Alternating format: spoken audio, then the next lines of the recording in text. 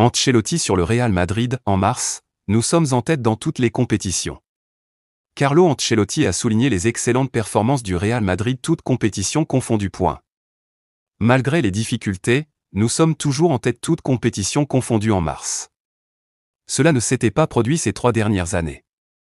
Lors de la première saison, l'Athletic nous avait éliminés en février en quart de finale de la Coupe du Roi, et lors de la deuxième, nous étions loin derrière en Liga.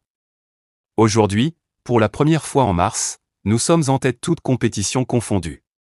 Tout va bien pour nous, mais nous pouvons faire mieux, a déclaré l'entraîneur du Real Madrid.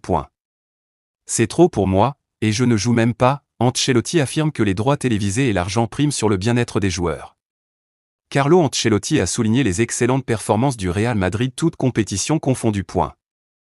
Malgré les difficultés, nous sommes toujours en tête toutes compétitions confondues en mars. Cela ne s'était pas produit ces 3 dernières années.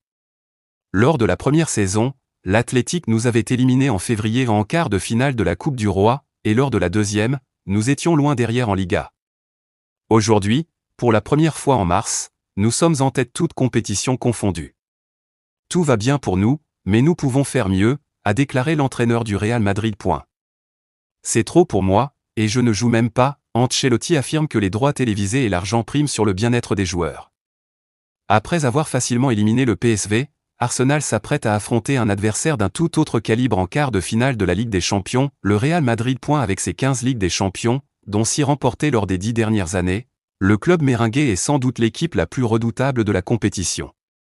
Conscient du défi qui attend son équipe, Mikel Arteta n'a pas manqué de souligner la difficulté du duel face aux Madrilènes. En conférence de presse, un journaliste a pourtant tenté de le rassurer en évoquant les prédictions d'un supercalculateur. 13,5% pour le Real Madrid, 16,3% pour Arsenal. D'après Marca, les statistiques placent le Real Madrid en outsider face aux Gunners. Une donnée qui laisse Arteta de marbre, c'est un appareil fascinant. Mais nous allons jouer contre le club qui a la plus grande histoire dans cette compétition. Je suis très excité à l'idée de les affronter, mais avant cela, nous avons de grands matchs en Premier League. L'entraîneur espagnol garde les pieds sur terre et ne s'attarde pas sur ses projections, rappelant que le Real Madrid aura l'avantage de disputer le match retour au Santiago Bernabéu. Ces dernières années, de nombreuses équipes ont vécu de véritables cauchemars dans l'antre madrilène lors des rencontres décisives. Arsenal devra donc se montrer vigilant. Le 8 avril prochain, les Gunners accueilleront le Real Madrid à l'Emirates Stadium pour le match aller, avec l'objectif de prendre un avantage avant une bataille qui s'annonce intense au Bernabéu.